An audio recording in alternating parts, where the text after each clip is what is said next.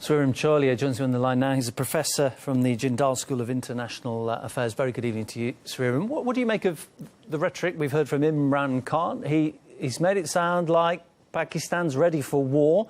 Do you take him to his word that conflict's a possibility, or is this just an attempt to draw attention to what he sees as a troublesome problem? It's a lot of bravado because Pakistan is economically in very, very dire straits. It's just being bailed out by the IMF and by some Gulf countries. Its fiscal deficit is 8.9% of GDP. So, even Imran Khan's own secretariat, the Prime Minister's office, has been threatened to be cut with all electricity because they have not cleared their dues. So I think this, many of these threats and warnings are mainly alarmist in nature and are intended, as you said, to provoke international intervention. I mean, one of the op-eds Imran Khan published was in the New York Times. So clearly he's aiming at the Western, liberal establishments and possibly even to again re-engage President Donald Trump in trying to interfere, because earlier Imran had gotten a rhetorical commitment from Trump to mediate in Kashmir, and later Trump backed away because India convinced him that it was not worth his time and energy. So now they're desperate and they're trying to internationalize it through some means or the other. And definitely talking about nuclear war or about, major flashpoint and highlighting it in such a way through propaganda will help. They think it will help their cause to keep the Kashmir issue in the news and in the public opinion, because slowly India is consolidating control over the Jammu and Kashmir. So therefore, they are quite in a panic and are trying to use, some kind of last-ditch measures to gain attention. Yeah, you touched upon it there. Imran Khan going public quite frequently. Narendra Modi, by comparison, relatively silent. So does that suggest that India politically has the upper hand in this issue?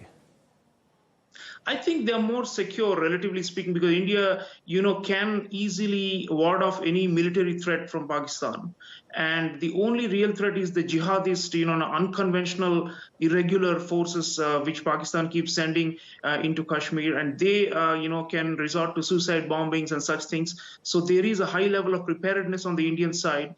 But overall, yes, I think India has the upper hand because it was already controlling the part of Jammu and Kashmir in which it made an internal rearrangement.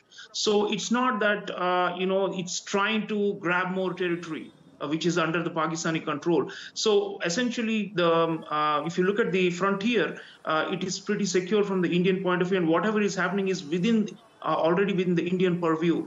So I think Pakistan's ability to somehow intrude and infiltrate and intervene is rather limited, especially given the economic situation they are in. And I think they would be better served trying to fix their domestic economic woes right now. And I think that's the message from the international community too, because, just crying your throat hoarse all the time about Kashmir, day in and out, is not solving the basic socio-economic problems of the Pakistani people. And I think Modi, on the other hand, although India's economic growth is slowing down a bit, is in a far more comfortable position. If there is war, I think India can, sustain it for a very long time. Pakistan does not have the resources to last even 10 days. So I think they should rethink this, brinkmanship and look at, more rationally and objectively at their own situation and try and come up with a, more amicable solution to this problem. As you mentioned, India is willing to have negotiations and talks, but not, with a gun at its head, and that's the emotional blackmail.